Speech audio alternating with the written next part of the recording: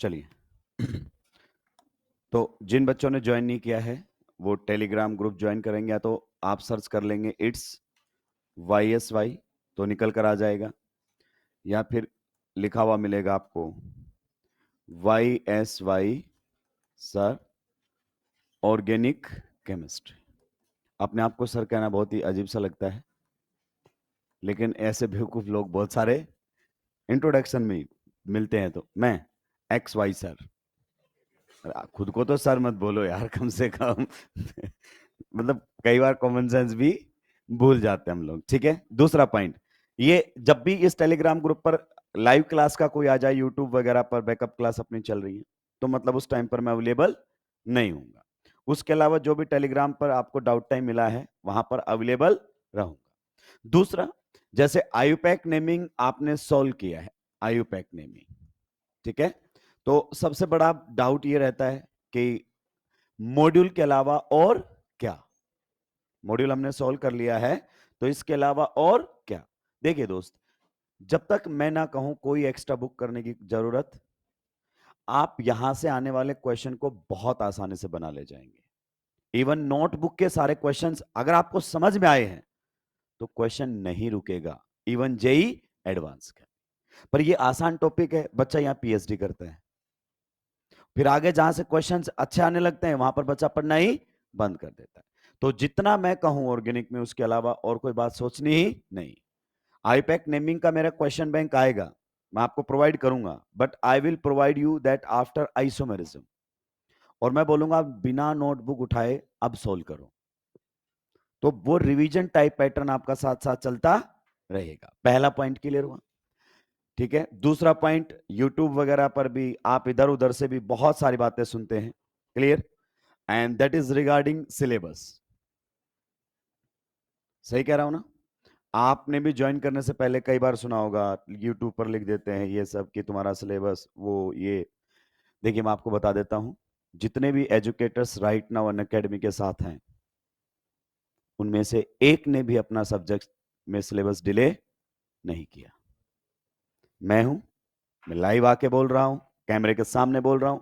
I was teaching in Master Pro 3.0 और मैंने time पर सिलेबस फिनिश किया है। No doubt for that I had taken some extra classes, पर मैंने सिलेबस को खींचा और खत्म किया है का मतलब ये नहीं कि बस पेपर पर खत्म किया है, डेप्थ में जाके पढ़ाया है डे एंड तक।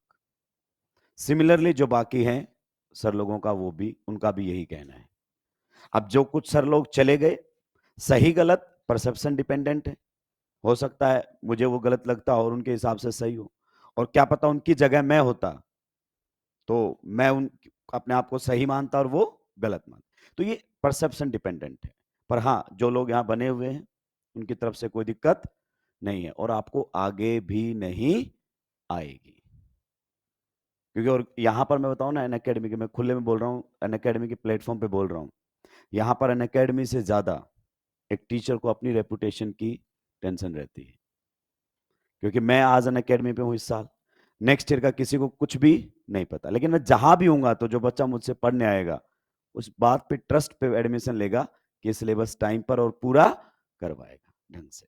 हर टीचर की यहाँ पर यही है, इंडिविजुअल आइडेंटिटी पर चल रहा है। और इस बार तो अनअकैडमी ने कुछ स्ट्रिक्ट एक्शंस भी लिए हैं कि सिलेबस आपको एनी हाउ करवाना ही करवाना। अब देखो, उससे पिछले साल ऐसा कोई इश्यू नहीं आया था, कोई इश्यू उससे पिछले साल भी, हालांकि बहुत लेट अनअकैडमी खुला था, जून 11 को तो हमने ज्वाइन किया था अनअकैडमी को, उसके बाद बैचेज आए, but there was no issue of syllabus. So कुछ बार चीजें इंटेंशनली भी की जा सकती हैं। जाहिर सी बात है, मैं जाऊंगा तो कुछ ऐसा तो करके जाऊंगा कि अनअकैडमी को पता चले मैं चला गया हूं। कॉमन सेंस की बात है ना। तुम्हारे दोस्त के साथ लड़ाई हो गई तो तुम ऐसा तो करोगे ना कि तुम्हारी कमी खले उसको। तो वो तो एक ह्यूमन इंटेंशन है, सभी करते हैं। आई एम नॉट दैट कि मैं एक्सेप्शनल केस हूं, कोई भी होगा वो करेगा, तो उसका इंपैक्ट दिखा है, पर आपको आगे इंपैक्ट दिखाई नहीं देगा। ठीक है, चलिए अब हम आगे बढ़ते हैं। क्वेश्चन मैंने आपको कुछ दिए होंगे शायद, उम्मीद करता हूं आपने ट्राई किया होगा दोस्त। मैं आपको बार बार कहता रहता हूं और मैं कहता रहूंगा, नीट में सिलेक्शन लाना है तो अपनी अपनी स्टडी पैटर्न को चेंज करना जेई पैटर्न पर आना पड़ेगा कि आप केवल क्वेश्चन बताओ, मैं खुद ट्राई करूंगा। ठीक है, तो एक तो हमने सॉल्व कर लिया था शायद, कौन सा था? C8H10, सही बात है कि नहीं है? दूसरा कौन सा था बताइए? C7H8। तीसरा कौन सा था दोस्त? C7H9N। पक्का? तो सेकंड पर आ जाए। Question number second, number of benzenoid structures हम पूछ रहे थे ना, तो ये रहेगा C7H8O। So DU is equal to 4। लेकिन सर मेरी तो बात वही की वही है, DU 4 हो तो क्या करना है आपने बताया ही नहीं। तो आपको इनडायरेक्टली क्वेश्चन में हिंट मिलेगा कुछ ना कुछ, जैसे DU इज इक्वल टू 4, लेकिन आपको क्वेश्चन में क्या बोला गया? बेंजेनोइड। तो दोस्तों जब आप बेंजीन बनाओगे तो बताओ बेंजीन बनाने में कितने कार्बन गए? बेंजीन बनाने में कितने कार्बन गए? 6। DU भी चला गया आपका, क्योंकि जैसे ही आप बेंजीन बनाते हैं तो बताइए, एक तो रिंग और 3 DU खत्म। तो इसका जो 4 DU था वो बेंजीन बनाने में चला गया। हाइड्रोजन की टेंशन मत लो, हाइड्रोजन को छोड़ के मोलिकुलर फॉर्मूले में बताओ क्या बचा है? एक कार्बन और एक ऑक्सीजन। हाइड्रोजन को छोड़ दो, क्योंकि हाइड्रोजन तो जहां बॉन्ड कम होंगे अपने आप जाके लग जाएगा।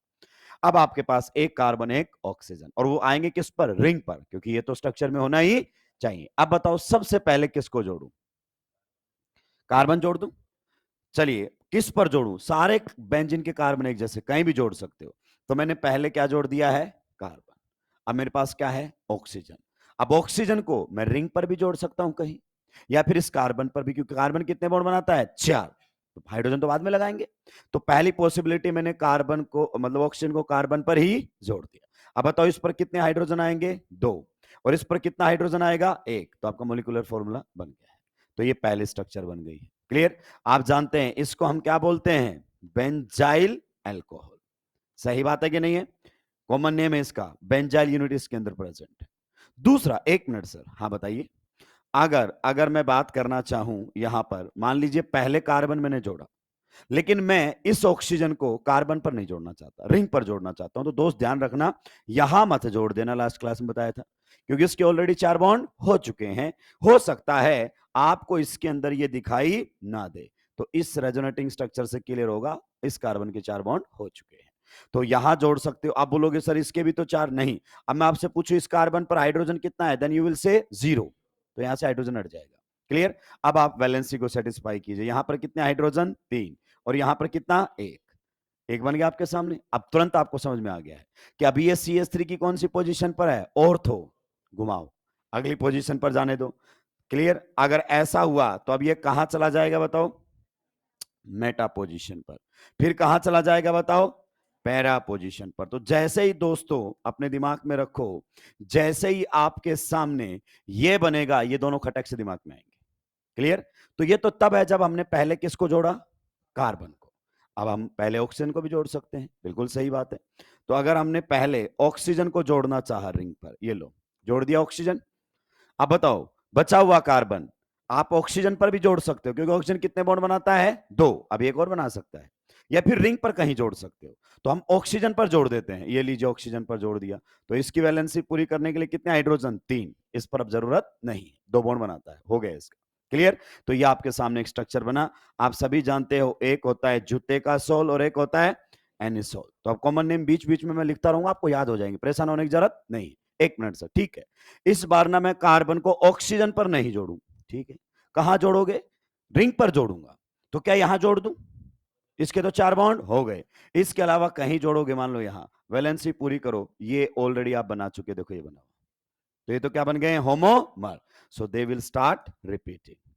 आगे बात समझ में? तो बताओ टोटल आप लोगों के सामने कितने बन गए हैं? टोटल आप लोगों के सामने बन गए हैं 5, जिसमें से ये कौन है? एल्कोहल, ये फिनोल, ये फिनोल, ये फिनोल, और ये ईथर। समझ में आ रहा है ना? चलिए, तो ये आपका क्वेश्चन नंबर सेकंड था। आइए अब देखो थर्ड पर, कोई डाउट? थर्ड पर सबसे पहला कैलकुलेशन दोस्त बताओ क्या करोगे? DU C4H9N। अभी जब मैं समझा रहा हूं ना, तो बोर्ड पर ध्यान होना चाहिए, पूरा का पूरा ध्यान। क्लियर? लिख लेंगे आप, टाइम दिया जाएगा आपको ना। बताइए DU कितना है? हवा में कैलकुलेशन। मान लो कुछ बच्चों को जिस दिन DU पढ़ाया था समझ में आ गया था, लेकिन अब नहीं निकाल पा रहे, इसका मतलब रिवाइज ठीक से नहीं किया है। तो नाइट्रोजन के नाम का एक हाइड्रोजन कम, तो C7 और H8, तो ये आपके सामने अभी तो आया था C7H8, तो DU कितना हुआ 4। पक्का?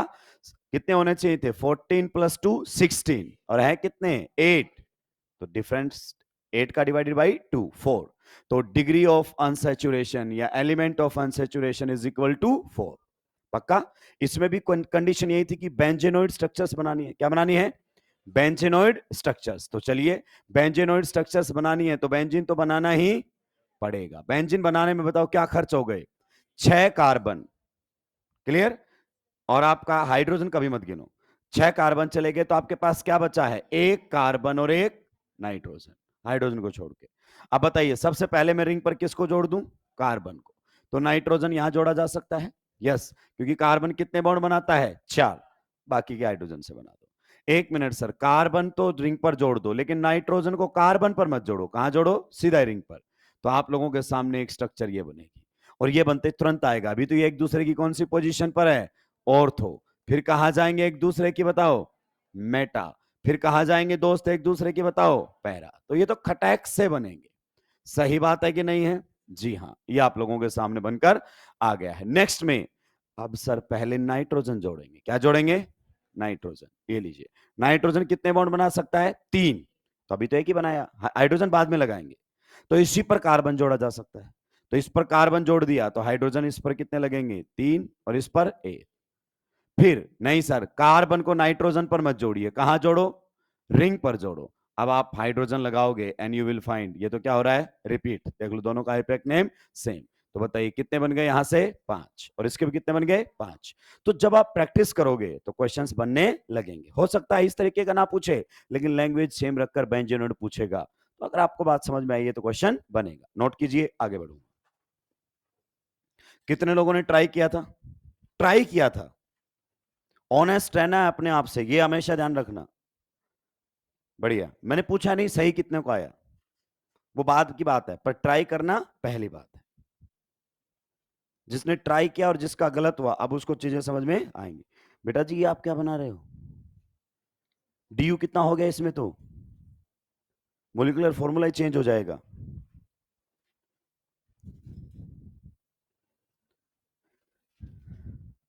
जिन्होंने सुलटा दिया वो अगले क्वेश्चन सुलटाएंगे।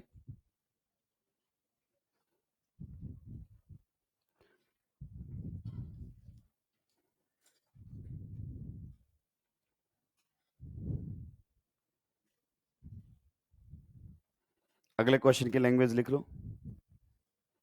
नंबर जो लिख रहे हैं वो इसको लिखने दो, मैं लैंग्वेज लिख दूंगा उनके लिए अलग से ना। जो अभी नोट कर रहे हैं वो नोट करते रहो, बाकी को फ्री नहीं बैठना है। Number of monochloro derivative, number of monochloro derivative of, number of monochloro derivative. अब क्लोरीन की जगह कुछ और भी लगवा सकता है, नाइट्रो लगवा सकता है, ब्रोमो लगवा सकता है, उससे कोई फर्क नहीं पड़ेगा। Number of monochloro derivative of नीचे करके नंबर 1 लिखो। पहला ऑफ मीथेन, पहला क्वेश्चन। दूसरा इथेन,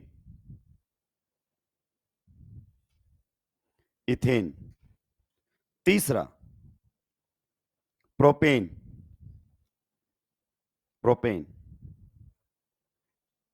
चौथा बेंजीन। तो मोलिकुलर फॉर्मूला, हाँ सही कर दिया तुमने, बेंजीन। अगला नेफ्थलीन,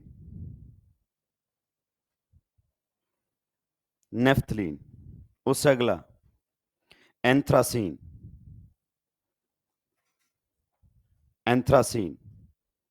उससे अगला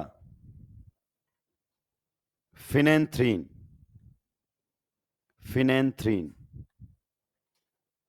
ठीक है। ये सबने नोट कर लिया अभी तक? आइए आगे बढ़ते हैं दोस्तों। क्वेश्चन में फिर से लिख लेता हूं जो बच्चे नहीं लिख पाए। क्वेश्चन था हमारा, total number of monochloro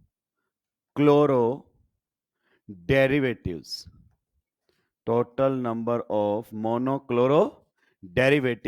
of. सबसे पहला बताइए किसका था अपना? सबसे पहला था मीथेन, ठीक है। दूसरा दूसरा हमारा सामने था इथेन। ये बेसिक है, मतलब बेसिक समझाने के लिए क्वेश्चन। तीसरा क्या था? प्रोपेन। चौथा क्या था? बेंजीन। पक्का? बताइए पांचवा क्या था? नेफ्थलीन। नेफ्थलीन। छठा क्या था? एंथ्रासीन। पांचवा कौन सा था? फिनेंथ्रीन। और छठा आपके सामने रहेगा डाइफिनाइल मीथेन, ये वाला।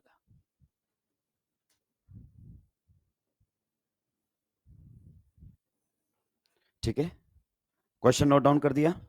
चलिए पेन डाउन कर देंगे और अब आप समझेंगे। टेक्निकली इसमें मुझे एक दो का ही बताना, बाकी का मैं बताऊंगा ही नहीं क्योंकि वो आउट ऑफ बॉक्स रहेगा, लेकिन ये बताना कि आप ऐसा देख सकते हैं कहीं पर जिसका कोई मतलब नहीं है। आइए क्वेश्चन, सबसे पहले क्वेश्चन की लैंग्वेज समझो। Total number of monochloro derivative, मतलब क्या करना है? मोनो का मतलब बताओ, एक। क्लोरो का मतलब क्लोरीन, मतलब आप इनसे ऐसे कंपाउंड बनाओ जिसमें कितना क्लोरीन लगाया जा सके? एक। जैसे पहले वाले क्वेश्चन से डील करें। पहले वाले क्वेश्चन में बताइए आपके सामने कौन है? मीथेन। तो मीथेन का मोनोक्लोरो डेरिवेटिव समझते हो क्या होगा? कि यहां से H हटाकर क्या लगाना है? Cl। एक ही Cl लगाना आप अपनी तरफ से। तो आप बताइए इसके अंदर अगर मुझे H हटा के Cl लगाना पड़े, then which hydrogen should be removed in this case? आप बोलोगे सर अगर ये H हटा दिया है तो इसको इसको और इसको हटाने की कोई जरूरत। अच्छा, आपको कैसे पता चला कि हटाने की क्यों जरूरत नहीं है? क्योंकि सर आप कोई सा भी हटा लो, नाम क्या आएगा? सेम। वन क्लोरोमीथेन, दूसरा नाम ही नहीं आ सकता। अगर सेम नाम आ रहा है मतलब वो हाइड्रोजन इक्विवेलेंट है, आइडेंटिकल है, कोई मतलब नहीं है। तो बताओ आपके मीथेन का मोनोक्लोरो डेरिवेटिव कितना हो गया है? वन। ये क्वेश्चन कहना चाहता है। आइए दोस्तों अगले क्वेश्चन का ध्यान से सुनेंगे। अगला आपके सामने कौन है? इथेन। मैं चाहता हूं कि आप क्वेश्चन की लैंग्वेज समझें। क्वेश्चन तो बदलता रहेगा, मतलब ये लैंग्वेज फिक्स रहेगी, ये बदल देगा वो।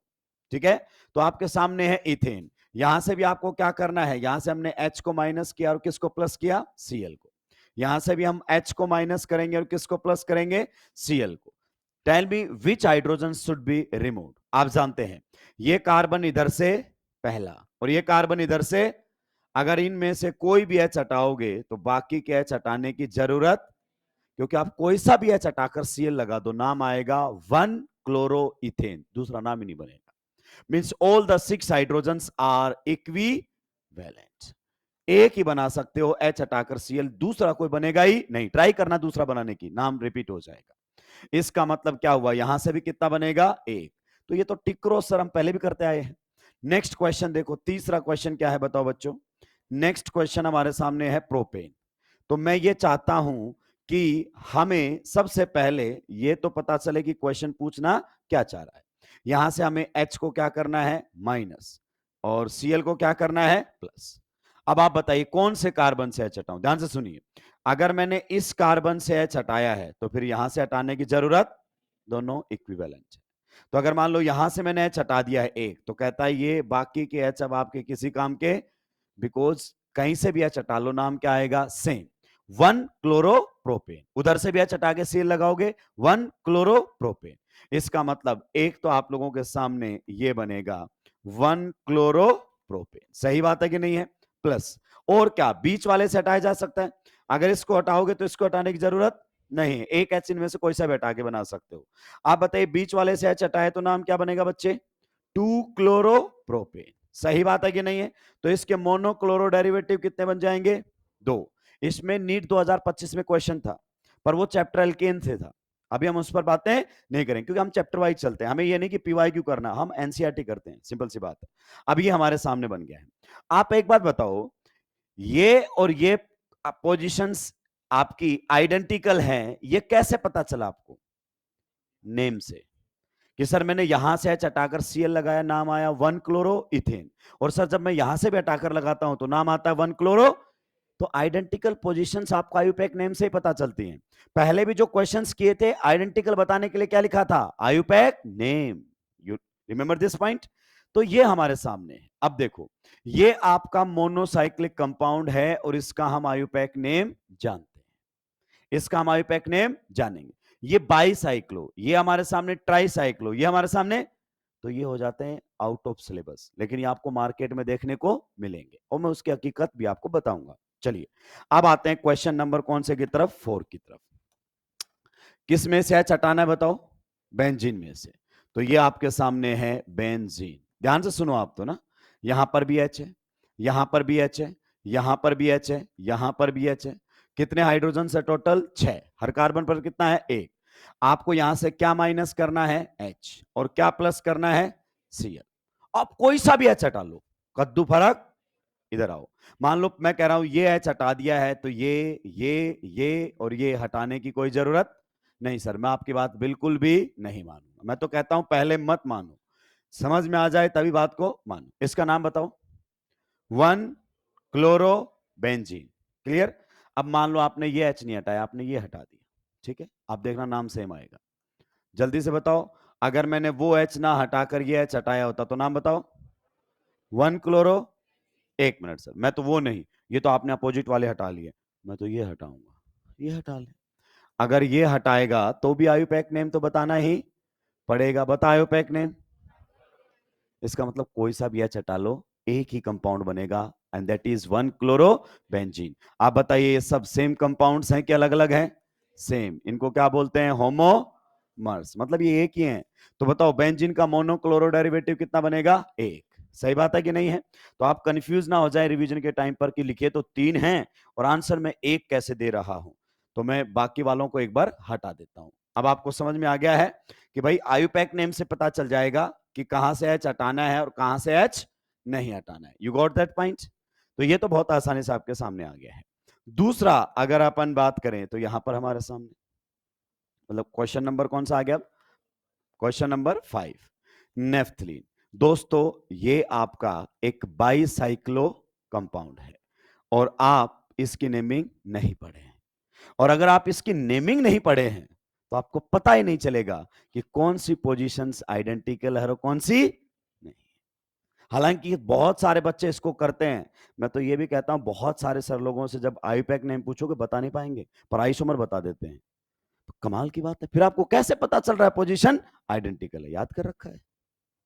और याद करना मास्टर के लिए आसान है, क्योंकि मुझे तो आज याद करके आना, आज ही पढ़ा रहा हूं ना, 10 दिन बाद मुझे कोई मतलब, तुम्हें तो हमेशा याद रखना पड़ेगा नीट तक। तो ये मतलब के नहीं है। अब क्या हुआ है कि नीट ने अच्छा पेपर बनाया है, अब तो बर्बादी और उठेगी, क्योंकि अब तो नीट का मास्टर भी जेई वालों के नोट्स पढ़ाएगा। उसको ये नहीं पता कि क्वेश्चन कैसे और किस तरीके से पूछा गया है, एनसीईआरटी से बाहर आज भी नहीं गया है। तो जिस टीचर को सब्जेक्ट की समझ है वो चेंज करने वाला नहीं है। तो यहां पर हमारे सामने है। अब इसमें बताओ हाइड्रोजन है कहां कहां पर, ध्यान से सुनो। इस कार्बन पर कोई हाइड्रोजन होगा क्या? जब भी ऐसे सर्कल बनाए, जब भी जीवन में कंफ्यूजन हो, पाई बॉन्ड बना लो, डबल सिंगल डबल सिंगल, उधर भी double single double single double, हो गया कॉन्जुगेशन। अब बताओ इस कार्बन पर हाइड्रोजन नहीं है क्योंकि 4 बॉन्ड है। इस कार्बन पर कितने हाइड्रोजन है? 1। इस पर भी 1, इस पर भी 1, इस पर भी 1, इस पर 1, इस पर 1, इस पर 1 और इस पर भी। पक्का? अब देखो ध्यान से, अब आप जानते हैं मैं आईपैक नेमिंग नहीं पढ़ाया हूं, तो कुछ तरीका बताऊंगा याद रखने का। और याद रखने का तरीका क्या है, इस पॉइंट से इधर वाली पोजीशन, इधर वाली पोजीशन, इधर वाली पोजीशन, इधर वाली पोजीशन, चारों कैसी हैं? आइडेंटिकल। इन पोजीशंस को कॉमन नेमिंग में अल्फा अल्फा अल्फा एंड क्या बोलते हैं? अल्फा। तो इन चारों में से कहीं से भी हाइड्रोजन हटा लेना, आईपैक नेम क्या आएगा? सेम। अब मैं आपको बना के नहीं दिखा सकता क्योंकि बाईसाइक्लो की नेमिंग मैंने आपको पढ़ाई नहीं। क्लियर? तो मैं ये कह सकता हूं कि अगर आपने यहां से एच हटाया है तो ये और ये एच हटाने की जरूरत नहीं है। देखो अब मैं अपाइज हो गया हूं ना, याद करने को कह रहा हूं इनडायरेक्टली कि ये चारों पोजीशन आइडेंटिकल है, वहां मुझे जरूरत नहीं पड़ी थी क्योंकि उसका आप नाम जानते थे। इसी प्रकार से अल्फा से नेक्स्ट वाली जो पोजीशंस है, बताइए ये पोजीशन बीटा, इधर से ये पोजीशन बीटा, इधर से ये पोजीशन बीटा और इधर से ये पोजीशन बीटा। तो अगर आपने यहां से एच हटा दिया है तो ये बाकी बीटा से एच हटाने की जरूरत किसी भी एक बीटा से H हटाया जा सकता है। तो अगर मैं यहां से H माइनस करके Cl प्लस कर दूं दोस्तों, तो बताओ कितने मोनोक्लोरो डेरिवेटिव बन सकते हैं? यहां से एक तो आपका ये बनेगा, प्लस अगर अपन बात करना चाहें एक आपका ये बनेगा, एक अल्फा पोजीशन से बनेगा दोस्त और एक बीटा पोजीशन से। तो number of monochloro derivative of naphthalene कितने हो गए हैं? 2 हो गए हैं। टेक्निकली दोस्त अगर मैं सच्चाई बोलूं तो आपने याद कर लिया इनको, क्योंकि जब तक आपको आइडेंटिकल पोजीशन याद नहीं होंगी तब तक आप ये आंसर नहीं कर सकते। और इसमें याद करना पड़ेगा, उसमें याद करने की जरूरत नहीं है, क्योंकि उनका तो आप नाम लिख कर देख चुके हो। क्या ये पॉइंट क्लियर हुआ? सिमिलरली अगर अपन बात करना चाहें, इसमें आपके मोनोक्लोरो डेरिवेटिव एक समझाया, इसमें कितने आते हैं? 2, इसमें कितने आएंगे? 3, और इसमें कितने आएंगे? 5। अब कोई कितना भी जोर लगा के इसको पढ़ा रहा हो, अल्टीमेटली ये याद ही करवा रहा होगा 3 और 5। मैं क्लियर हूं कि नीट के सिलेबस में नहीं है। इसमें फिर भी आप थोड़ा सा दिमाग लगा सकते हो। जैसे आप देखो, यहां पर अगर अपन खड़े हो जाएं तो 2 बराबर हिस्से दिखाई दे रहे हैं। आप सबसे पहले मुझे बता दो एच है कहां कहां पर, ध्यान से सुनो। एच है कहां कहां पर? Double bond, double bond, double bond, double bond, double bond, double bond. इस कार्बन पर एच है क्या? तो ये देखो दोनों साइड मामला बराबर। उसके बाद इधर आओ, इधर जाओ या इधर जाओ, दोनों पोजीशंस क्या हैं? इसमें भी इधर जाओ या इधर जाओ, दोनों पोजीशंस क्या हैं? तो ये चारों पोजीशंस आइडेंटिकल है। और यहां पर हाइड्रोजन है, जी हां, यहां पर तो एक एच है क्योंकि एक एक बॉन्ड क्या है? कम। तो आप बताइए इनमें से कहीं भी से भी एच हटा लो, एक ही बनेगा। फिर आपको आईयूपैक नेम लिखना पड़ेगा और उसके लिए फिर आपको मामला अलग चलना पड़ेगा। तो मान लो आपने यहां से एच हटाया, मत हटाना, मत हटाना, मत हटाना, सेम है। उससे आगे बताओ, ये वाली पोजीशन अलग कलर का मैं इस्तेमाल कर लेता हूं। अगर मैं इससे आगे जाऊं तो यहां पर ये हाइड्रोजन वाली पोजीशन, ये हाइड्रोजन वाली पोजीशन, इधर ये हाइड्रोजन वाली पोजीशन, इधर ये हाइड्रोजन वाली पोजीशन, चारों पोजीशंस इक्विवेलेंट। देखो इसकी बात करें, यहां से शुरू करो, एक कार्बन, दो कार्बन, तीन कार्बन, चार, इधर जाओ, एक कार्बन, दो कार्बन, तीन कार्बन, चार, यहां से करो, एक कार्बन, दो कार्बन, तीन कार्बन, चार, एक कार्बन, दो कार्बन, तीन कार्बन, चार। तो दोनों साइड मामला बिल्कुल बराबर है। इसका मतलब अगर आपने यहां से एच हटाया है तो बाकी के यहां से एच हटाने की जरूरत नहीं है। सिमिलरली आपका ये वाली जो पोजीशन है, ये वाली जो पोजीशन दोनों साइड से सेम आएगी, इधर भी जाओगे तो सेम आएगी कि नहीं आएगी? तो यहां से एच हटाओगे तो यहां से एच हटाने की जरूरत, लेकिन इस कार्बन पर तो सोचा ही नहीं तुमने। क्या इस कार्बन से एच हटाया जा सकता है? हाँ, तो एक एच आप यहां से हटा सकते हो। तो बताओ इसके total number of monochloro derivative कितने बनेंगे? 4। अब ध्यान से सुनो, नहीं पूछा जाएगा नीट में, नहीं बात करेगा नीट में, नहीं बात करेगा नीट में, नहीं बात करेगा उससे ऊपर करेगा, क्योंकि इनके तो आप नाम जानते ही नहीं है, पर ये मार्केट में क्वेश्चंस आपको दिखते हुए नजर आएंगे। तो जब भी कोई सर लोग पढ़ाएं, बोलना सर इसका आईयूपैक नेम बता दो, तो सर बोलेंगे काम का नहीं है, तो फिर आपको कैसे पता पोजीशन आइडेंटिकल है? आजकल तो लेक्चर देख लिए तो हो सकता है सर लोगों ने याद कर लिए हो कि बाजू वाला ऐसा बोल रहा है, तो चलो अपन याद कर लेते हैं, पर वो नाम सिखा नहीं सकते, और सिखा नहीं सकते तो फिर मतलब ही नहीं है, सुलटाएंगे जल्दी से। तो ऐसे क्वेश्चंस पर हम बोलते हैं दिमाग खराब, दिमाग खराब, दिमाग खराब, दिमाग खराब। किसी का भी हो सकता है, पढ़ने वाले का भी और पढ़ाने वाले का भी। लिस्ट प्रायोरिटी पर रखना इन क्वेश्चंस को, जिन पे मैं क्रॉस कर दूं उनको लिस्ट प्रायोरिटी पर रखना है।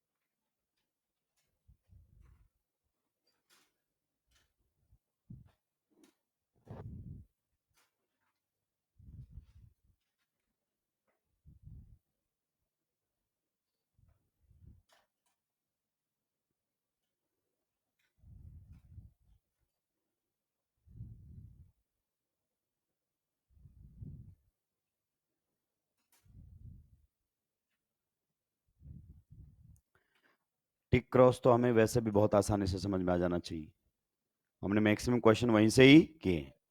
अगर आपको डाउट आना शुरू होगा तो यहां से, और वो आपके काम के नहीं, इनडायरेक्टली मैं आपको याद करने के लिए कह रहा था। कुछ कहते नहीं, मैं कुछ बातें साफ कह देता हूं कि याद ही कर रहे हो आप।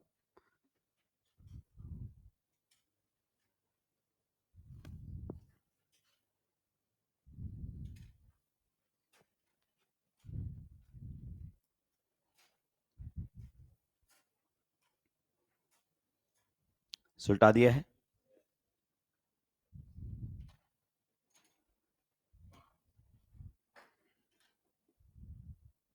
Can we move to the next slide? पक्का?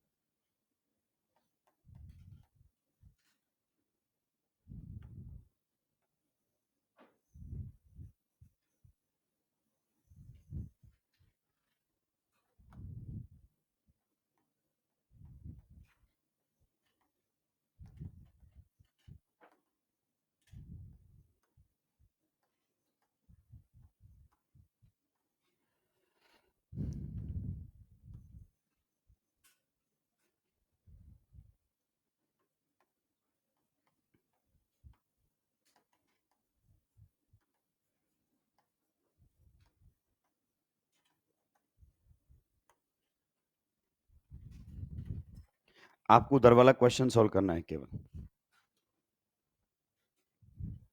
ऊपर वाले सुलटा के। आपसे पूछ रहा है कितनी डाई क्लोरो बेंजीन्स बनेंगी, कितनी ब्रोमो क्लोरो बेंजीन्स बनेंगी। अच्छा क्वेश्चन है ये। पाई बॉन्ड भी बनाओ बच्चे, भाई ये पाई बॉन्ड जरूर बनाए ना। कितने बना दिए हैं? तेरी राक्षस गर्दन तोड़ दूंगा। आखिरी वाले कार्बन के जिस पर 2 सीएल लगाए उस कार्बन के बॉन्ड बता जल्दी से कितने बन गए। हाँ, ये एक गलत 1 साल खा जाता है। सुलटा है क्या? 1 2 में से पहले क्वेश्चन का कितना आंसर आएगा? कितना आएगा? 3। आप इसको समझे कि नाम में क्या आना चाहिए? क्लोरो डाई क्लोरो बेंजीन, ये नाम में होना, चाहे फिर वो 1,2 डाई क्लोरो बेंजीन हो, 1,3 डाई क्लोरो बेंजीन हो, या 1,4 डाई क्लोरो बेंजीन, बट नाम में डाई क्लोरो बेंजीन होना चाहिए, ये कहना चाहता है। तो आप बताओ सबसे पहले, इसमें तो बहुत सिंपल सा है। बताइए, बेंजीन बनानी है तो ये हमारे सामने बेंजीन Cl2, कितने Cl आपके पास? 2। तो बताइए आप कैसे लगाओगे? हेलोजन कितना बॉन्ड बनाता है? 1। तो आपने मान लो एक Cl यहां लगा दिया, तो क्या दूसरा Cl यहां लगा पाओगे? नो। हेलोजन दूसरा बॉन्ड बनाता ही। अब दूसरा Cl कहां लगाओगे? यहीं लगा दूं? कैसे बेवकूफी वाली बात हो जाए, कहां लगाना पड़ेगा? यहां तो 5 बॉन्ड बन जाएंगे, यहां। और जैसे ही बनेगा समझ में आ गया, एक दूसरे की ऑर्थो पर, एक दूसरे की मेटा पर, एंड एक दूसरे की पैरा पर। बताओ कितने बन गए आपके सामने? 3। नाम बताओ पहले वाले का। 1,2 डाइक्लोरो बेंजीन, 1,3 डाइक्लोरो, 1,4 डाइक्लोरो। तो देखो डाइक्लोरो बेंजीन हर नाम में है। ऐसे ट्राई करो नेक्स्ट वाले का। ये पहले वाले का आंसर है, दूसरे को ट्राई करो दोस्तों जल्दी से। दूसरे को ट्राई करो और बताओ क्या आंसर आना चाहिए दूसरे का। कितने आएंगे? 3 is the correct answer. 3 is the correct answer. क्या आपने इधर उधर चेंज किया इनको? भाई ये तो दोनों सेम थे, इसमें एक Br है और एक कौन है? Cl। हाँ, चेंज करोगे तो भी नाम क्या आएगा? सेम। तो आप देखो सेम होगा या नहीं होगा, ये आयुपैक नेम से पता लगता है। इसीलिए नीचे वाले क्वेश्चन किसी काम के नहीं थे। अगर आपने जीवन में पहले किया है तो याद कीजिए, बस याद ही किया होगा। दूसरे वाले पर बताओ, हमारे सामने कौन है? बेंजीन। एक कौन है बताओ? ब्रोमीन। और एक कौन है? क्लोरीन। मान लीजिए मैंने यहां पर Br लगा दिया, अब बताओ Cl। क्या मैं Br पर ऐसे Cl जोड़ सकता हूं? अरे हेलोजन एक बॉन्ड बनाता है, मोनोवेलेंट होता है, तो वहां तो जोड़ना ही बेवकूफी होगी। क्लियर? तो रिंग पर जोड़ेंगे तो यहां जोड़ दूं,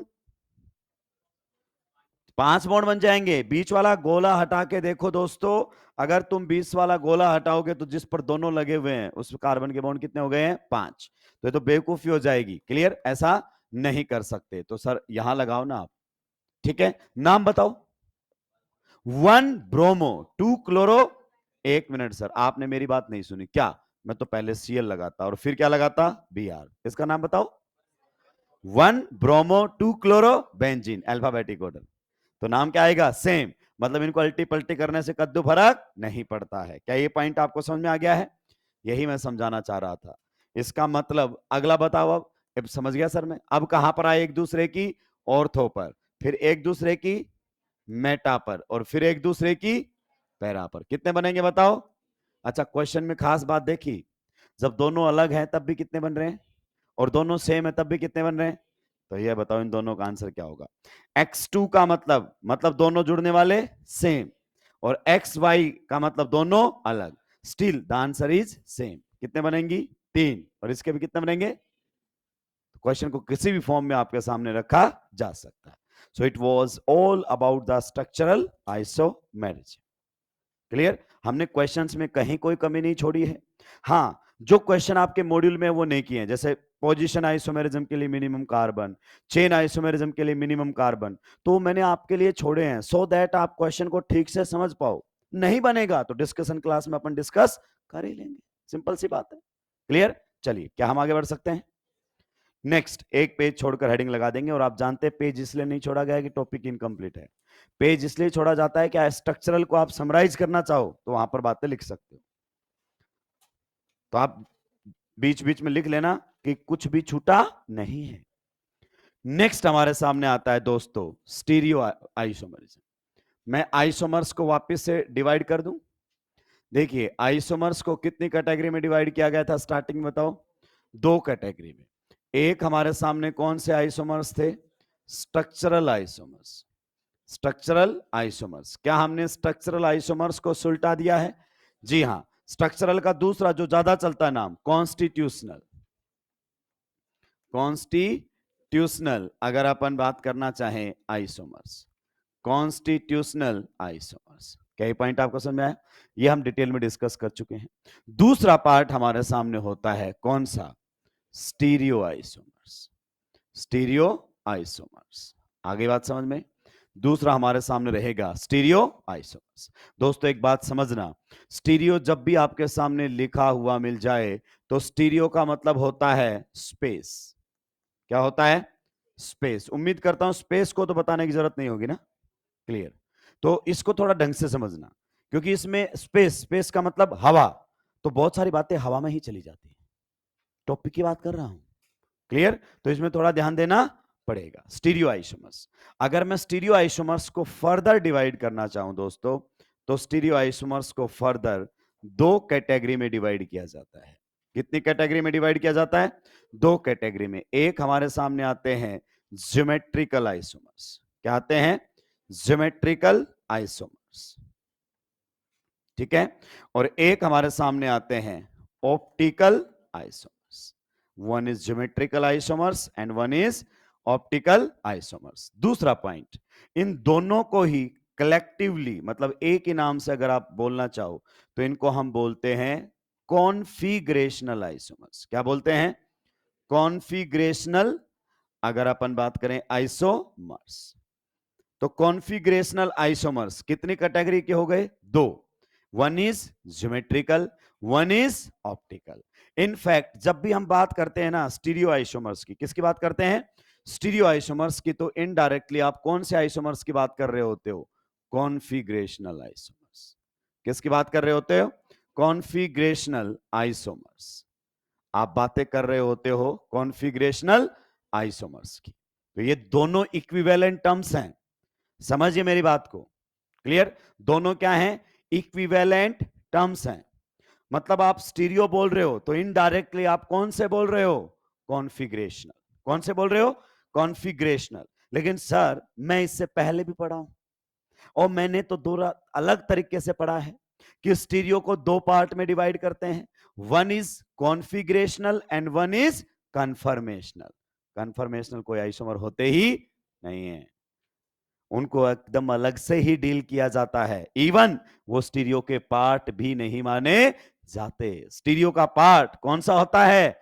कॉन्फिगरेशनल। कन्फर्मेशनल को माना ही नहीं जाता है, अलग से ही डील किया जाता है स्टीरियो केमिस्ट्री के अंदर।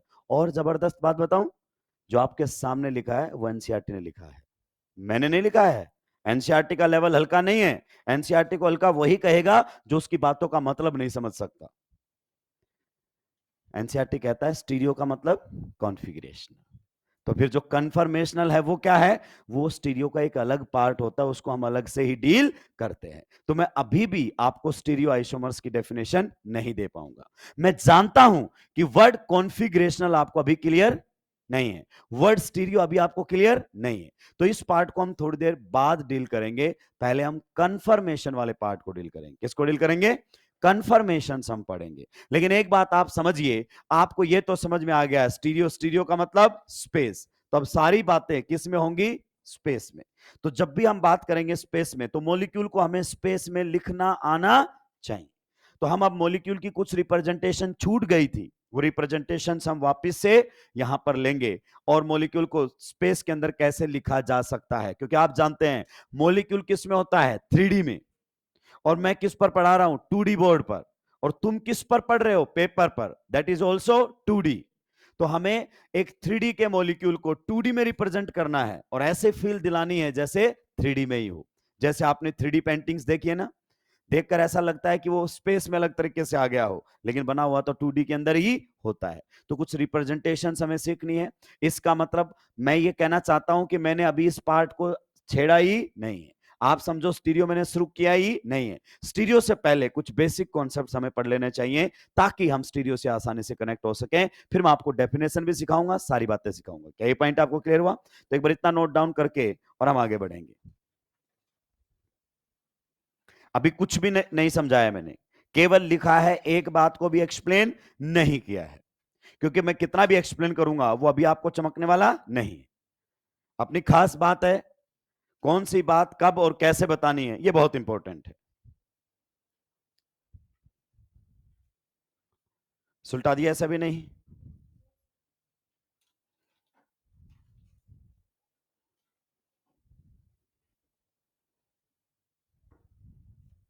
ये वाला पार्ट एकदम पूरा क्लियर है। तो स्ट्रक्चरल आइसोमर के क्वेश्चंस जो मैंने आपको पहले दिए थे, उनमें से बहुत सारे क्वेश्चंस आपसे नहीं बने होंगे। आप वापस ट्राई करो, जो जो नहीं बने वो बनेंगे। दोबारा से ट्राई करो, हो सकता है कुछ कॉन्सेप्ट कवर ना किया गया हो, अब वो कवर हो गया होगा, तो आप वापस से उन क्वेश्चंस को बनाएंगे। सुलटा दिया सभी नहीं? क्लियर? क्या मैंने स्टीरियो रिलेटेड कोई भी बात एक्सप्लेन की है? नहीं। आप समझो अभी तक केवल आपने यही पार्ट डील किया है। इस वाले पार्ट को समझने के लिए कुछ बेसिक चीजें हमें आनी चाहिए, फिर आएंगे। बढ़ सकता हूं आगे? आइए, सबसे पहले हम पढ़ेंगे यहां पर representation of an organic molecule. Representation of an organic molecule of an organic molecule. ये आप काफी चीजें पहले भी पढ़ चुके हो, मैं बताता हूं कौन कौन सा। सबसे पहले अगर अपन बात करें कंप्लीट स्ट्रक्चरल फॉर्मूला, क्या हम पढ़ चुके हैं इसको? किस तरीके से पूरा मॉलिक्यूल दिखाया जा सकता है, कंप्लीट स्ट्रक्चरल फॉर्मूला, हम ऑलरेडी इसको डील कर चुके हैं। दूसरा हमारे सामने था condensed structural formula. Condensed structural formula, आप बताइए क्या ये भी हम पढ़ चुके हैं? ये भी हम डील कर चुके हैं, कंडेंस्ड स्ट्रक्चरल फॉर्मूला। तीसरे नंबर पर हमारे सामने था बॉन्ड लाइन रिप्रेजेंटेशन। क्या था? Bond line representation. क्या हम इसको भी डील कर चुके हैं? जी हां। तो अब इन पर कोई बातें नहीं होंगी, कुछ पार्ट हम ऑलरेडी कवर कर चुके हैं। नेक्स्ट अगर अपन बात करना चाहें, फोर्थ नंबर पर हमारे सामने आता है flying veg formula. Flying veg formula, flying veg formula, इसको कई बार आप वेज डैश फॉर्मूला भी कह देते हैं। क्या बोल सकते हैं? वेज डैश फॉर्मूला, ये ज्यादा आप चलते हैं, हालांकि ये है रियलिटी। वेज डैश फॉर्मूला ये हमारे सामने रहेगा। नेक्स्ट अगर अपन बात करें नंबर 5 पर, हमारे सामने आने वाला है sawhorse projection formula. Sawhorse projection, sawhorse projection formula, sawhorse projection formula. Number 6 पर हमारे सामने आएगा Newman, Newman projection formula, Newman projection formula, Newman projection formula. Number 7 पर अगर अपन बात करना चाहें तो हमारे सामने आएगा Fischer projection formula, Fischer projection formula, Fischer projection formula. Clear? इनमें से उम्मीद करता हूं सबके नाम आपने सुने हुए हैं। क्लियर? ये एमिल फिशर ने दिया था और इसको तो आपने सबसे ज्यादा पढ़ा है। अगर आपने 12th बायोमोलिक्यूल पढ़ा है तो ग्लूकोज, फ्रैक्टोज, ग्लैक्टोज, मैनोज, जो भी आपने स्ट्रक्चर्स बनाई हैं वो फिशर प्रोजेक्शन में बनाई है। क्लियर? तो ये वाला पार्ट दोस्तों हम ऑलरेडी डील कर चुके हैं। अब हमें कहां से शुरू करना है? यहां से। क्लियर? तो आप एक बार इसको भी रिवाइज कर लेंगे तो आप एकदम टॉपिक से क्या हो जाएंगे? कनेक्ट हो जाएंगे। तो हम स्टार्टिंग करेंगे फोर्थ वाले से। किससे? फोर्थ वाले से। क्या आपको लगता है कि इन पर क्वेश्चन डायरेक्ट आएगा? नहीं, आपको हमेशा पता होना चाहिए क्वेश्चन फ्रेमिंग कैसे होती है। आपसे कभी नहीं पूछेगा कि बताओ कौन सा वेज डैश फॉर्मूला है, कौन सा न्यूमैन प्रोजेक्शन फॉर्मूला है, कौन सा सोहॉर्स, ऐसा कोई नहीं पूछने वाला है, क्योंकि इनके बिना हम टॉपिक को पढ़ नहीं पाएंगे। क्लियर? बहुत ही मुश्किल चांस है कि कंडेंस्ड स्ट्रक्चरल फॉर्मूला बनाने को कह दे, बल्कि कंडेंस्ड स्ट्रक्चरल फॉर्मूले से रिएक्शन पूछ लेता है। तो आप समझिए ये बेसिक्स हैं। जैसे 3 मल्टीप्लाई बाई 2 6 आना चाहिए, पर 3 multiply by 2 is equal to paper में नहीं आएगा। समझ रहे हो ना? सुलटा दिया है सभी? नहीं? पक्का? तो फ्लाइंग वेज फॉर्मूला, सोहॉर्स अगर अपन बात करना चाहें, projection formula, Newman projection formula, Fischer projection formula, इन सब के बारे में हम पढ़ेंगे।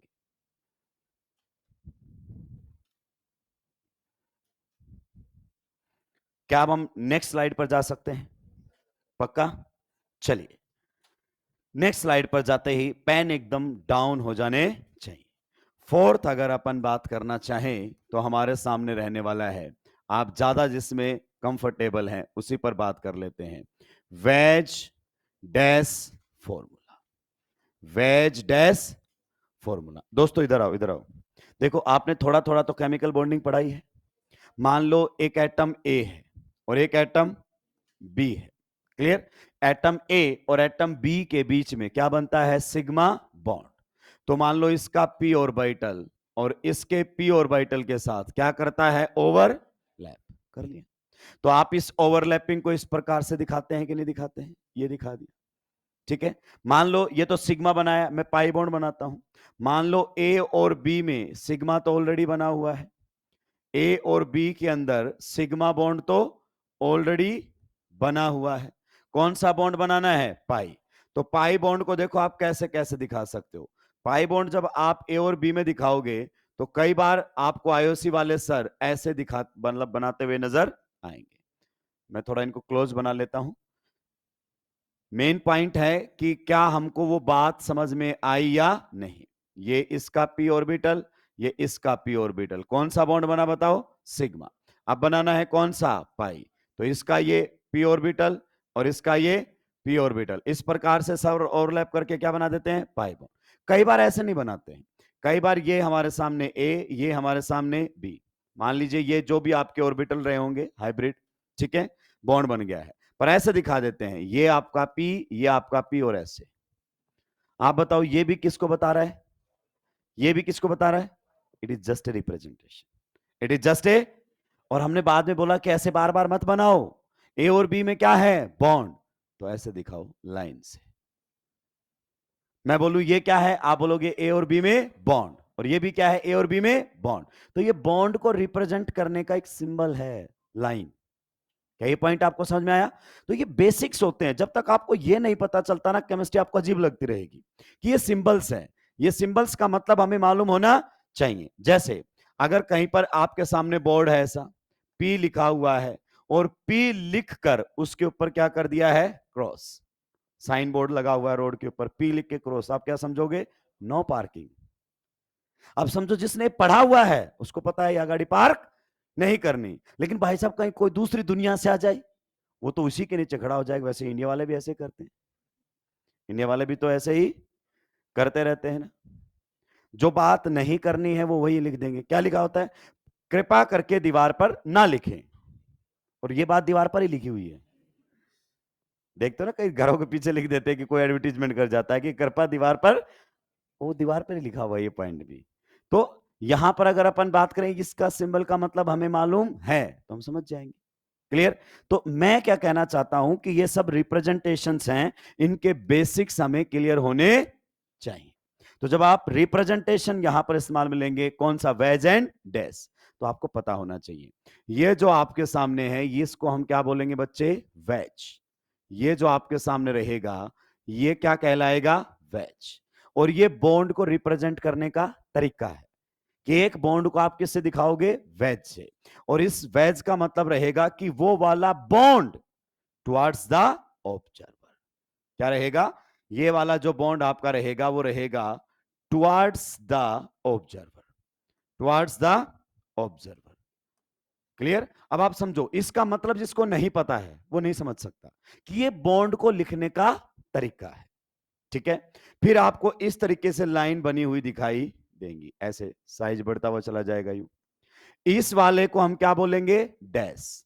ये भी बॉन्ड को लिखने का तरीका है, ये बॉन्ड को लिखने का तरीका है, डैश। डैश का मतलब ये बॉन्ड जो आपका रहेगा वो रहेगा away from the observer, away from the observer. Observer का मतलब जो देख रहा है उससे दूर, जो देख रहा है उससे दूर।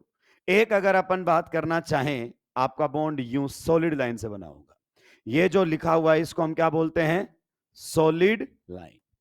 ये है सॉलिड लाइन। इसका मतलब है ये जो आपका रहेगा in the plane of paper, in the plane of paper, in the plane of paper. आप समझिए सभी बातों को बहुत ही बेसिक से, ये हमारे सामने these are the sign conventions. ठीक है, आइए मान लीजिए आपके सामने दिया गया है CH4, पता है आप इसको क्या बोलते हैं, molecular formula. This is the molecular formula. But इस मोलिकुलर फॉर्मूले से आपको कोई आइडिया नहीं है कि हाइड्रोजन कैसे जुड़े हुए हैं, हाइड्रोजन आपस में जुड़े हुए हैं या हाइड्रोजन कार्बन से जुड़ा हुआ है, कोई इंफॉर्मेशन नहीं है। Molecular formula gives nothing information about the bonding sequence कि कैसे जुड़े हुए, इसका कोई लेने देना। फिर आपके सामने ये आ जाता है कुछ इस प्रकार से, समझिए एक एक चीज को बहुत ही गहराई से। ऐसे भी लिखते हैं हम मीथेन को, इसको हम क्या कहते हैं, स्ट्रक्चरल फॉर्मूला। ये बता रहा है कि आपके हाइड्रोजन्स किस पर जुड़े हुए हैं, कार्बन पर। सही बात है कि नहीं है? तो ये बता रहा है कि कौन सा एटम किससे जुड़ा हुआ है, ये क्लियर है। पर इसका कोई लेना देना नहीं है किससे, ज्योमेट्री से या फिर शेप से, कोई लेना देना नहीं है। क्लियर? इसको देखकर तो ऐसा लग रहा है ये मॉलिक्यूल कैसा है, प्लेनर, सारे हाइड्रोजन के बॉन्ड, कार्बन हाइड्रोजन बॉन्ड एक ही प्लेन में है। कहता है वो लेना देना ही नहीं है। अगर आप सोच रहे हो कि यार ये मास्टर ऑर्गेनिक पढ़ा रहा है, इसको ये नहीं पता कि बताओ इस कार्बन की हाइब्रिडाइजेशन क्या है, sp3, और sp3 में भी पढ़कर आया हूं टेट्राहेड्रल होता है, प्लेनर होता ही, इसको भी नहीं पता है। अरे तुझे नहीं पता है, ये स्ट्रक्चरल फॉर्मूला है, it has nothing to do with shape और ज्योमेट्री, को लेना देना नहीं है। तो इसने ये तो बता दिया कि चारों हाइड्रोजन कार्बन से जुड़े हैं, पर यह नहीं बताया कि वो चारों हाइड्रोजन की स्पेस में पोजीशन क्या है। मैं ऐसे भी लिख सकता हूं इसको, ये तो मेरे लिखने का तरीका था। मैं चाहता तो मैं इसको ऐसे भी लिख देता। अगर मैं ऐसे लिख देता तो मेरे भाई क्या गलत हो जाता ये? अब तुम स्क्वायर प्लेनर बोल देते इसको? नहीं, structural formula has nothing to do with geometry. उसने बता दिया चारों हाइड्रोजन कार्बन पर हैं, ये भी यही कह रहा है, ये भी यही कह रहा है, पर चारों हाइड्रोजन स्पेस में कैसे हैं ये नहीं बता रहा। लेकिन आप थोड़ा सा इनऑर्गेनिक केमिस्ट्री जानते हैं, sp3 मतलब टेट्राहेड्रल, तो यहां पर टेट्राहेड्रल स्ट्रक्चर बननी चाहिए। आप टेट्राहेड्रल स्ट्रक्चर बनाते भी आईओसी में, मैं बताता हूं, आप थोड़ी सी ट्राई करते हैं इस प्रकार से, और आपको थोड़ा सा कन्विंस करने की कोशिश की जाती है कि ये सारे हाइड्रोजन्स एक ही प्लेन में नहीं, ये इस तरीके से अरेंज्ड हैं कि दो बॉन्ड्स के बीच में एंगल, ये आपका कौन सा बॉन्ड है? Carbon hydrogen. ये कौन सा है? Carbon hydrogen. दो बॉन्ड्स के, किन्हीं भी दो बॉन्ड्स के बीच में जो एंगल है वो 109.5 डिग्री के अप्रोक्सीमेट है। ये बताया जाता है कि ऐसे ये जुड़े हुए हैं, पर ये तो कह रहा है जैसे देख के 90 डिग्री होगा, तो ये कहता है मैं ज्योमेट्री से कोई लेना देना ही नहीं है। फिर आईओसी वाले सर आपको और बढ़िया से समझाने की कोशिश करते हैं कि देखो ऐसा अरेंजमेंट होता है, ये वाला एटम, ये वाला एटम और ये वाला एटम मिलके एक ट्राइंगल बना रहे होते हैं। क्या कर रहे होते हैं? ट्राइंगल बना रहे होते हैं। इस तरीके से आपके सामने एक ट्राइंगल बनती हुई नजर आती है इन तीनों एटम से। इसका मतलब है ये एटम, ये एटम और ये एटम एक ही प्लेन में है, ऐसे है, एक ही प्लेन के अंदर है। मतलब अगर इसको उठा के मेरे हाथ पे रखोगे तो ये क्या करेगा? तीनों एटम टच करेंगे। क्लियर? और जब आप इन्हीं एटम्स को ऊपर की तरफ जोड़ते हो तो आपको एक टेट्राहेड्रॉन बनता हुआ नजर आएगा। ये देखो ऊपर की पूरी स्ट्रक्चर देखोगे तो ये टेट्राहेड्रॉन बनता हुआ नजर आएगा। तो ये इनका रियल स्पेस में क्या है? अरेंजमेंट।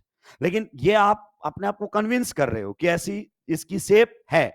किसी को केमिस्ट्री आती है वही ऐसी बात कर रहे हैं, लेकिन जिसको केमिस्ट्री नहीं आती है और उसको बोला जाए कि भाई साहब बताओ इन हाइड्रोजन्स के बारे में आपका क्या ख्याल आता है, बोलेगा मुझे कोई खास अलग चीजें लग नहीं रही हैं।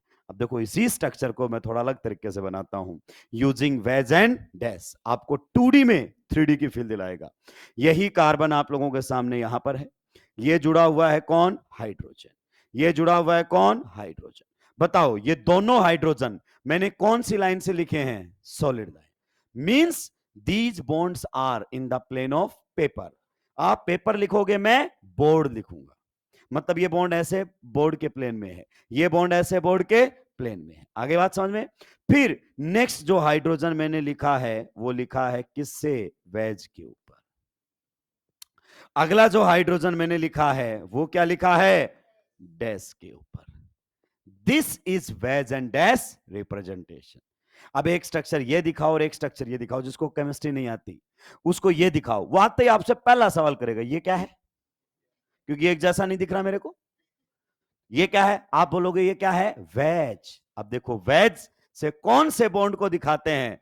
Towards the observer. मतलब ये लिखा तो आपका बोर्ड में है, पर ये बॉन्ड आपका प्लेन से आपकी तरफ है, टुवर्ड्स द ऑब्जर्वर। फिर बोलेगा अच्छा ठीक है ये क्या है? आप बोलोगे इसको डैश कहते हैं। क्या कहते हैं? डैश। और इसका मतलब है ये आपसे दूर, मतलब ये प्लेन के उस साइड है। फिर बोलेगा तो ये क्या है?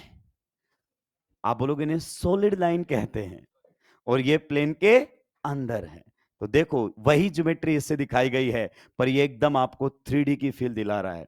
ये हाइड्रोजन यहां पर अगर अपन ठीक से बना लें ताकि आपके सामने स्ट्रक्चर सही से बनकर आ जाए, अभी एक एक चीज आपको क्लियर होती हुई नजर आएगी। ये हाइड्रोजन, ठीक है, ये हाइड्रोजन। बताओ तीनों मिलकर क्या बना रहे थे? ट्राइंगल।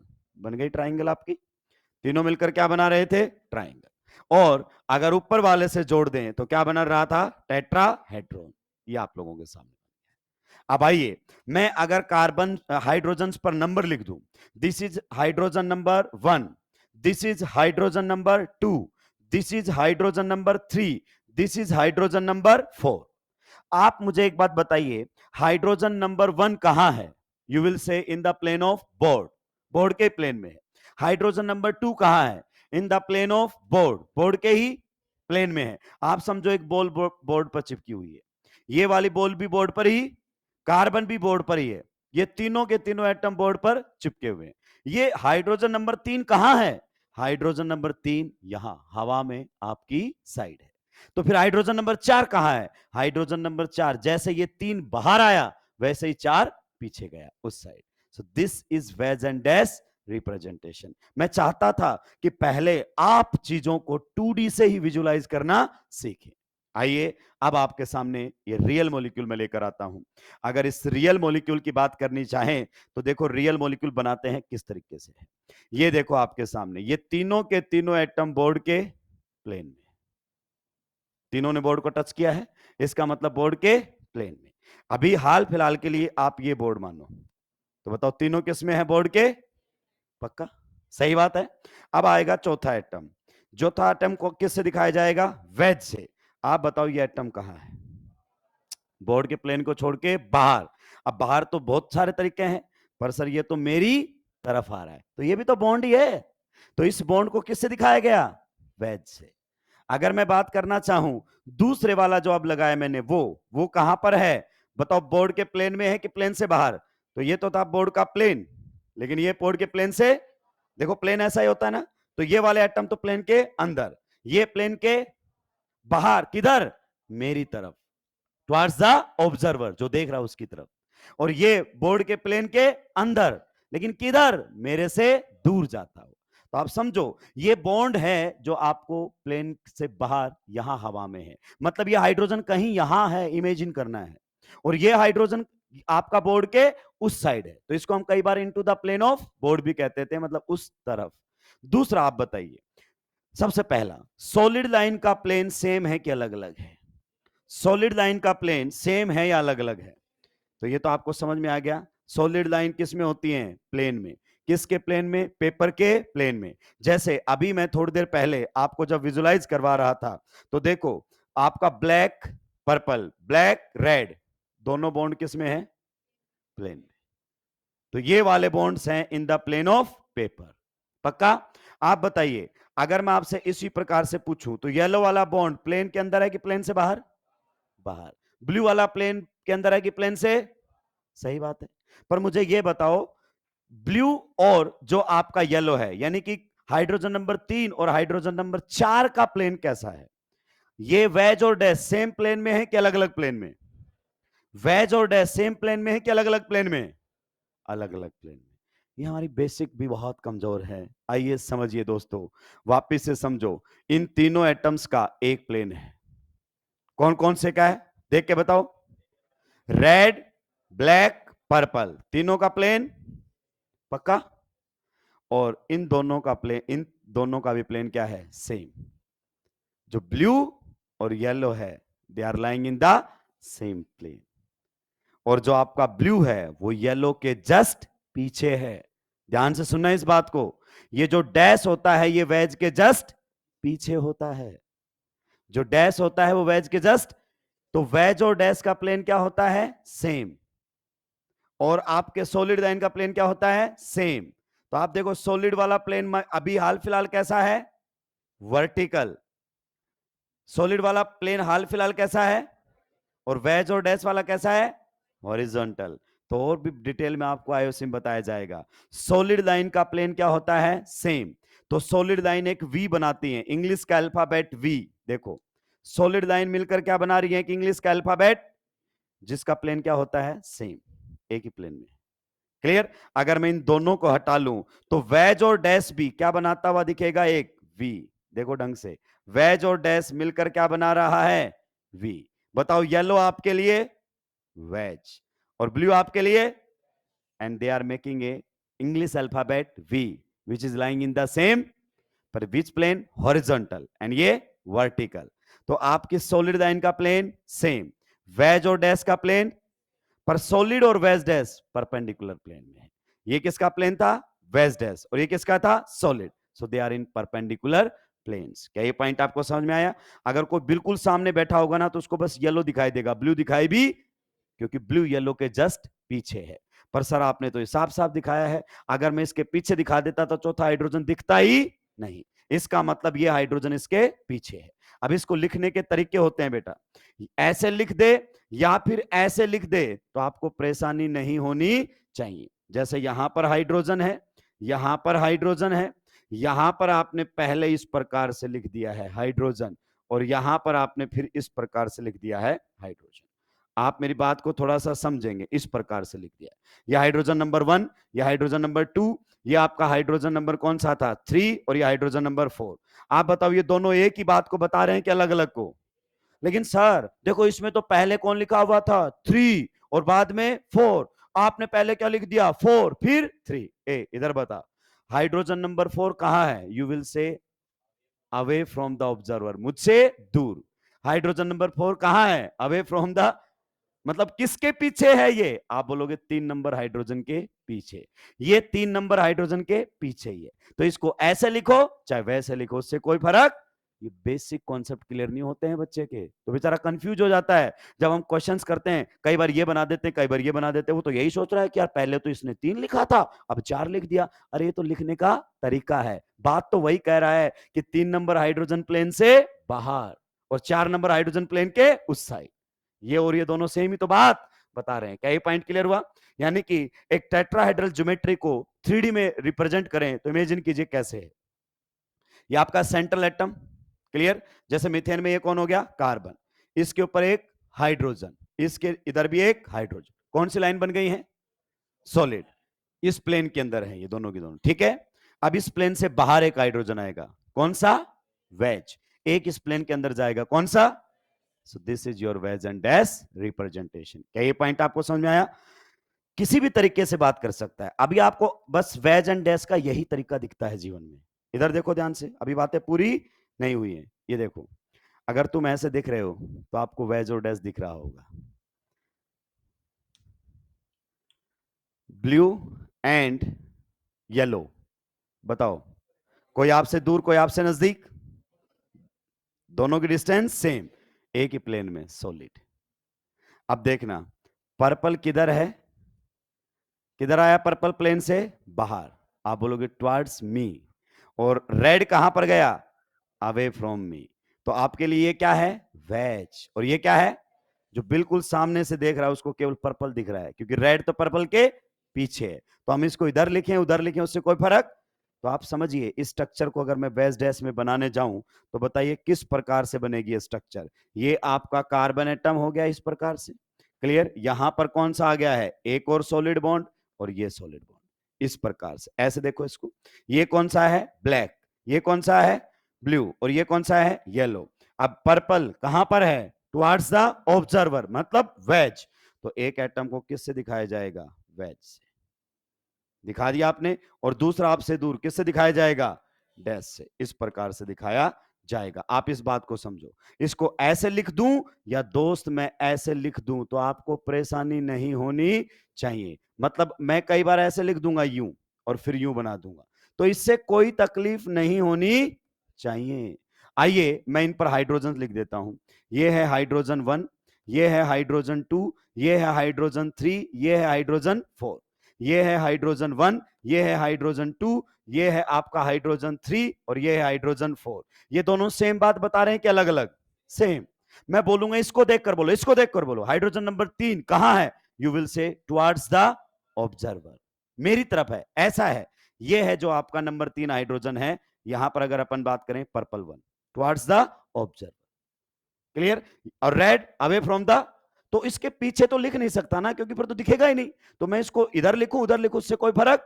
अभी भी बताओ, टुवर्ड्स द ऑब्जर्वर कौन है? 3, अवे फ्रॉम द ऑब्जर्वर कौन है? 4। तो दोनों सेम ही बात बता रहे, बस लिखने का तरीका अलग अलग है। तो बच्चा लगता है कि तो अलग मॉलिक्यूल हो गया, नहीं, मॉलिक्यूल क्या है? सेम। तो वेज के जस्ट पीछे क्या होता है? डैश। तो डैश को कई बार ऐसे लिखा जाएगा, कई बार ऐसे, मतलब वेज से पहले लिख दो या वेज के बाद, कोई फर्क नहीं पड़ता है। It is just a representation. क्या ये पॉइंट आपको समझ में आया? नोट डाउन करेंगे, आगे बढ़ूंगा।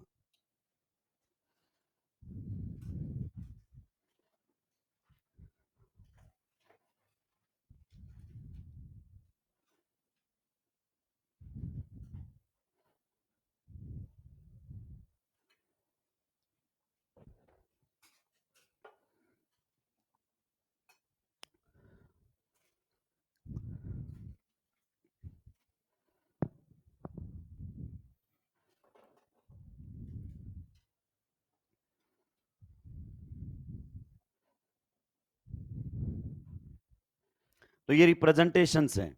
इस साइन को क्या बोलते हैं? वेज। इस साइन को क्या बोलते हैं? डैश। और इसको क्या बोलते हैं? Solid line.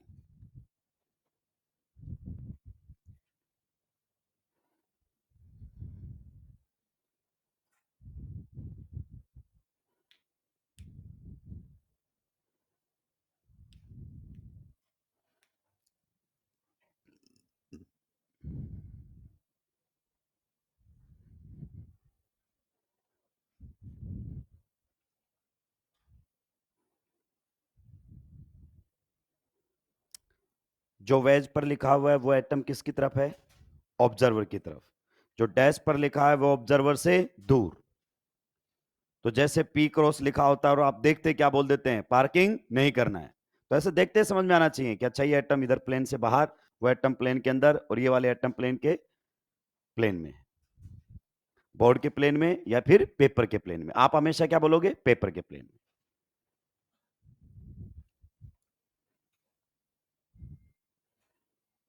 सुलटा दिया है।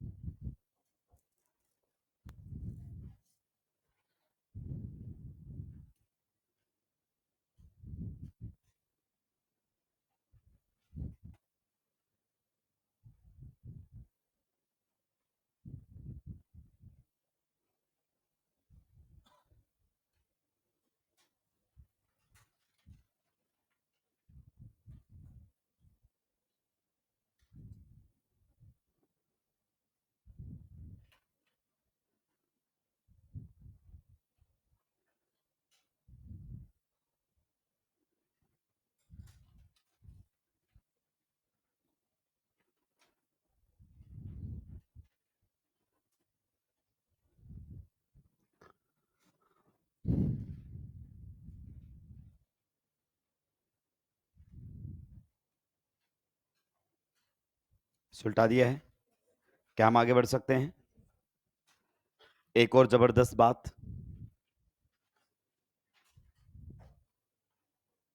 सभी ने निपटा दिया है क्या? जल्दी जल्दी निपटाएंगे भाई। इतना ही तो सिखाया है। Wedge towards the observer, dash away from the observer, solid line paper या बोर्ड के प्लेन। खत्म। इधर आइए।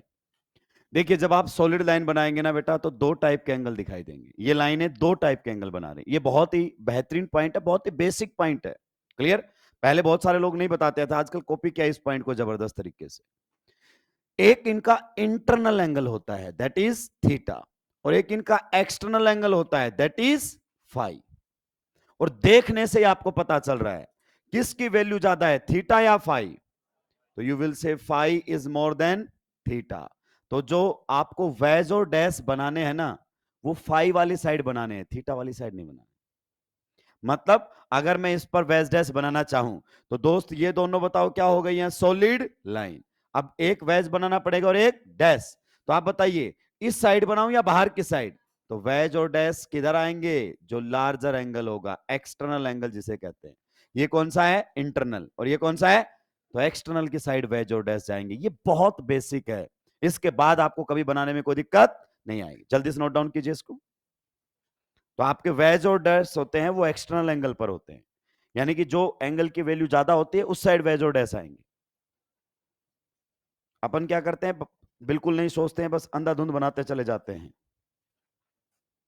और ये बहुत बेसिक पॉइंट है।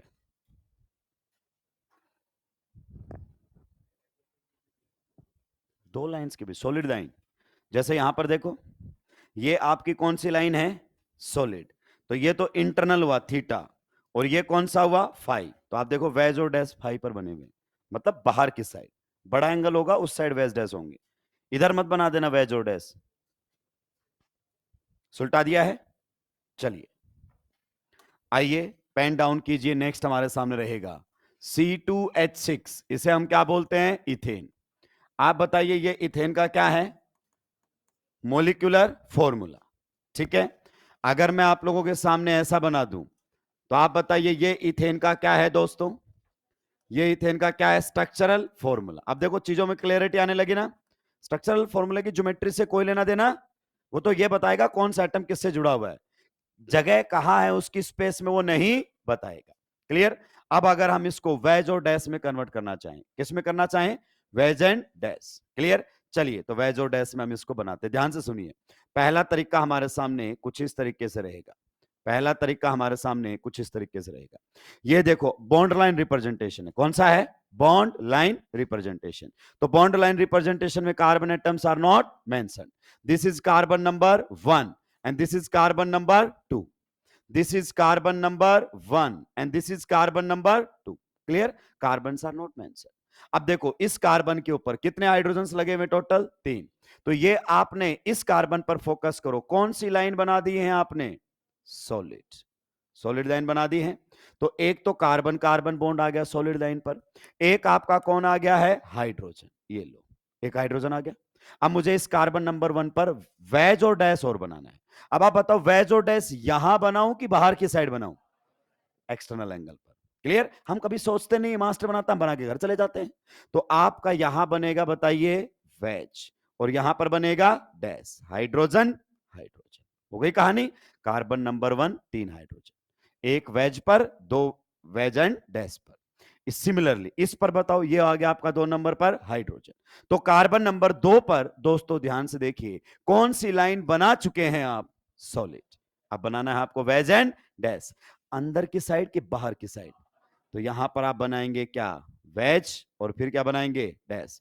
पहले डैश बना दिया और बाद में वेज बना दिया तो गलत हो जाएगा क्या, नहीं, वही बात है, आगे वेज और उसके पीछे डैश। तो यहां पर हाइड्रोजन और यहां पर हाइड्रोजन। एक मिनट से रुक जाइए, क्या मैं ऐसे नहीं बनाऊंगा, हाँ मैंने तो मान लो ऐसे बना दिया, समझते जाइए आप। बताइए मैंने कौन सा बना दिया है, कार्बन नंबर 1, कार्बन नंबर 2। तो कार्बन नंबर 1 पर कौन सी लाइन बन चुकी है आप बताइए, सॉलिड। तो एक तो सॉलिड लाइन पर कार्बन कार्बन बॉन्ड है और एक कौन आ गया है, हाइड्रोजन। अब मुझे इस पर वेज और डैश बनाना है। आप बताओ वेज और डैश इस साइड बनाऊंगा कि बाहर की साइड, यही नहीं पता होता जनता को भाई, यही नहीं पता होता है जनता को, बस बना बना के चले जाते हैं। तो ये आपके सामने रहेगा इस पर। अब आइए इस वाले पर, बताइए ये तो एक आपकी सॉलिड लाइन और ये दूसरी, एक तो solid line carbon carbon bond को बता रही है और एक कार्बन हाइड्रोजन। अब उस पर भी आपको क्या बनाने हैं, वेज और डैश। तो अंदर की साइड की बाहर की साइड, बाहर की साइड। तो यहां पर वेज और यहां पर डैश। आगे बात समझ में, गौर से देखो इसमें और इसमें, देखो सॉलिड लाइन किधर है, सेम साइड। देखो सॉलिड लाइन किधर है, सेम, मतलब दोनों सॉलिड या तो नीचे की तरफ है या ऊपर की तरफ। जब दोनों सॉलिड लाइन एक की तरफ हो, हालांकि आगे की बात है लेकिन अभी बताता हूं, बाद में समझाऊंगा, तो इसे हम बोलते हैं कौन सा, एक्लिप्स्ड कन्फर्मेशन। क्या बोलते हैं, एक्लिप्स्ड कन्फर्मेशन। सर एक बात मैं आपको बताऊं, क्या, ना तो मुझे कन्फर्मेशन क्या होता है ये पता है, ना मुझे ये एक्लिप्स्ड क्या होता है ये पता है, क्योंकि मैंने बताया ही नहीं। लेकिन आप अभी से ध्यान रखें, अगर मैं बोलूं क्या आप वेज और डैश में एक्लिप्स्ड पहचान सकते हो, तो कैसे पहचानोगे, सॉलिड लाइन से। अगर दोनों सॉलिड लाइन सेम साइड है, अगर दोनों सॉलिड लाइन सेम साइड, तो ये और ये दोनों एक्लिप्स्ड को ही बताते हैं। अभी आप और सुनिए ध्यान से, मान लो मैं ऐसे नहीं बनाता, मैं ऐसे बनाता इस तरीके से, इस तरीके से मैंने बना दिया। ये हमारे सामने है कार्बन नंबर 1 और ये हमारे सामने है कार्बन नंबर 2, इसी इथेन को बना रहा हूं। अब आप गौर से देखिए, कार्बन नंबर 1 पर आपकी सॉलिड लाइन बन चुकी है दोस्त, कार्बन नंबर 1 पर आपकी सॉलिड लाइन बन चुकी है, जिसमें एक कार्बन कार्बन बॉन्ड को दिखा रहा है और एक कार्बन हाइड्रोजन। अब इस पर बनाना है 1 पर वेज एंड डैश। तो इस साइड बनाऊं कि नीचे की साइड, ये होते हैं कॉन्सेप्ट क्लियरिटी। तो यहां पर आपका हाइड्रोजन और यहां पर भी आपका हाइड्रोजन। अब आते हैं नेक्स्ट वाले पर, कार्बन नंबर 2 पर मैंने सॉलिड लाइन ऑलरेडी बना दी है, एक कार्बन कार्बन बॉन्ड और एक कार्बन हाइड्रोजन बॉन्ड। अब बनाना है वेज और डैश। तो बताइए किधर जाएंगे, इधर की साइड, ये रहेगा वेज और ये रहेगा डैश, पक्का। चलिए एक बच्चा और कह रहा है, रुको सर मैं इस लाइन को ऊपर की तरफ नहीं, मैं तो इसको ऐसे बनाना चाहता हूं। कैसे बनाना चाहता हूं, ऐसे। गौर से देखिए, अगर ये कार्बन नंबर 1 और ये कार्बन नंबर 2, तो कार्बन नंबर 1 पर सॉलिड लाइन ऑलरेडी बन चुकी है कि नहीं बन चुकी है। अब बताओ वेज और डैश कहां बनाओगे, ऊपर की साइड। तो ये आपके wedge and dash. Carbon number 2 पर सॉलिड लाइन ऑलरेडी बन चुकी है कि नहीं बन चुकी है? तो वेज और डैश कहां बनाओगे? नीचे की साइड। ये आप लोगों के सामने बन गया है। क्लियर? अब जरा गौर से देखिए, इसमें सॉलिड लाइन पर फोकस कीजिए। दोनों सॉलिड लाइन कहां है? Opposite side. इन दोनों पर फोकस कीजिए। सॉलिड लाइन कहां है? Opposite side. पर इसमें देखो, आपकी जो सॉलिड लाइन थी वो किधर थी? Same side. जो सॉलिड लाइन थी वो किधर थी? Same side. तो जब सॉलिड लाइन सेम साइड होता है तो क्या बोला था हमने? एक्लिप्स्ड। और जब सॉलिड लाइन अपोजिट साइड होता है तो क्या बोलेंगे? स्टैगर्ड। अभी के लिए केवल आप ध्यान रखोगे कौन सी कंफर्मेशन बोलेंगे? Staggered confirmation. लेकिन सर यकीन मानिए, ना मुझे स्टैगर्ड पता है और ना ही मुझे एक्लिप्स। अभी ये दोनों टर्म ध्यान रखो कि इस वेज डैश में एक्लिप्स कब बोला जाता है और वेज डैश में स्टैगर्ड कब बोला जाता है। दोनों सॉलिड लाइन सेम साइड एक्लिप्स्ड, दोनों solid line opposite side staggered. फिर मैं आपको एक दिन इसकी पूरी डेफिनेशन भी बताऊंगा और आपको और ज्यादा क्लियरिटी आएगी। जल्दी से नोट डाउन करेंगे, आगे बढ़ूंगा।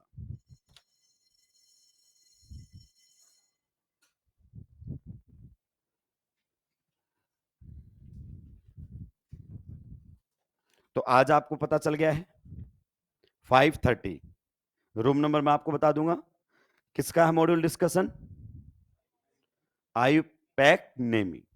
आप जितने चाहे डाउट पूछ सकते हैं, मुझे से कोई दिक्कत नहीं है, पर एकदम फिर उस टॉपिक को क्लोज कर देना है कि सारे क्वेश्चंस बन गए।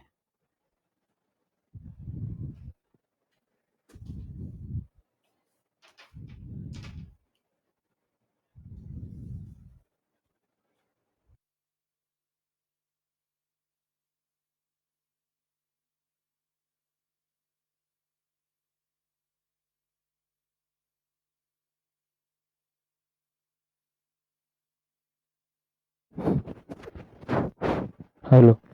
आपका टेस्ट का सिलेबस नोटिस बोर्ड पर डिस्प्ले कर दिया गया है।